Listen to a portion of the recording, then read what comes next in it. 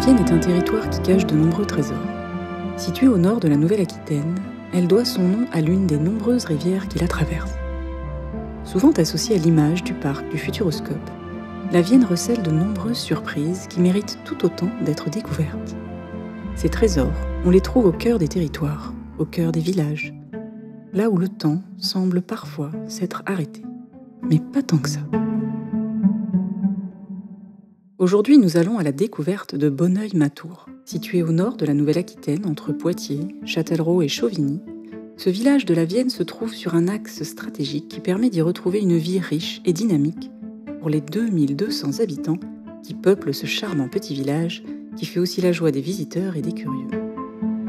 À la belle saison, Bonneuil-Matour accueille plusieurs milliers de visiteurs, grâce notamment à notre parc de Crémaux, qui compte de multiples activités. Situé en bord de Vienne, il y a un attrait évident pour les pêcheurs, mais aussi une baignade surveillée en eau vive. Notre parc fait le bonheur des joggeurs, des marcheurs, mais aussi des familles, ainsi que les touristes qui viennent y camper et participer aux différentes activités qui sont proposées par la guinguette. Bonneuil-Matour fait partie des villages qui ont le privilège d'avoir un patrimoine culturel et architectural de grande qualité. Le château de Crémaux, qui date du XVIIIe siècle et qui a été entièrement restauré au XIXe. Celui de Mariéville, inscrit comme monument historique depuis 1990 pour sa fontaine et son portail. L'église Saint-Pierre, également monument historique. Sans oublier bien sûr le magnifique pont suspendu construit en 1846 qui traverse la Vienne et qui a été amélioré à de multiples reprises jusqu'à très récemment. Le pont de Bonneuil-Matour a été réalisé en 1846. Au début, le pont était en bois, puis progressivement, des travaux ont été réalisés, comme par exemple en 1932 pour conforter et permettre un passage plus accentué du flux de circulation et avec un tonnage plus important. Puis dernièrement, de 2020 à 2024, avec à nouveau un élargissement du tablier et surtout une sécurisation pour les piétons et les cyclistes. Bonneuil-Matour, c'est aussi un patrimoine de l'écrit et l'héritage laissé par l'illustre écrivain Maurice Fombeur. Grand prix de poésie de l'Académie française, on ne présente plus le poète dans la région tant son stylo a pu décrire avec volupté et amusement les paysages et les habitants de la région. La maison où Maurice Fombeur habitait était située en bordure de forêt, la forêt de Moulières. Il était toujours dans les bois, toujours à courir avec ses copains, et il y avait la rivière en bas.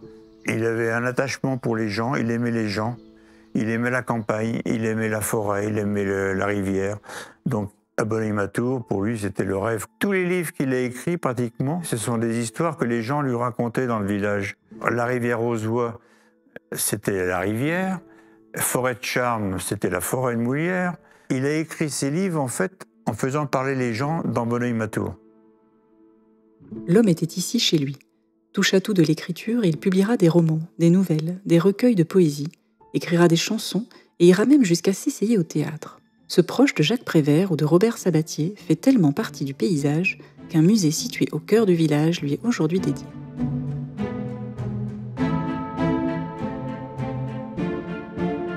Ce patrimoine est aussi celui de son environnement.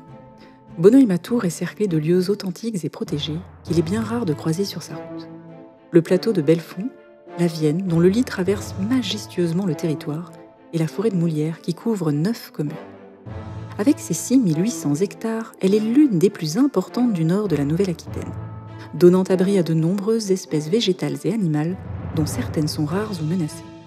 Les meilleurs des observateurs y verront des espèces d'oiseaux et de mammifères aussi discrets que majestueux selon les saisons.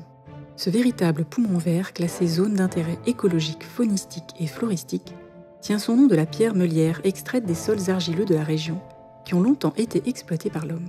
Et c'est cette même pierre qui fait le lien avec la splendide réserve naturelle nationale du Pinail, lieu hautement protégé et préservé, qui fourmille d'une faune et d'une flore exceptionnelles. La particularité du Pinail, en fait, c'est d'être une zone reconnue au niveau mondial. Et le dernier label qui a été reçu en 2021, c'est celui de zone Ramsar, c'est-à-dire une des plus belles zones humides du monde, un des 52 sites comme peut l'être la baie du Mont-Saint-Michel, la Camargue, les Calanques, etc.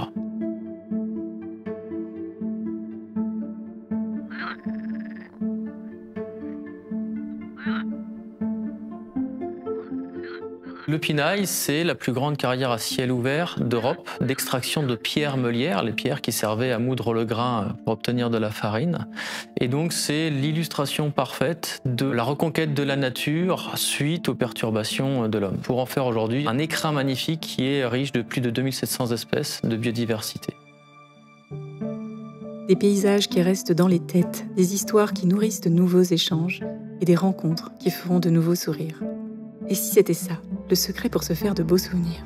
Entre ces forêts, ces rivières et les habitants de ces petits villages, la Vienne ne vous a pas encore tout dit. Mais petit à petit, vous découvrirez avec nous quelques-uns de ces trésors.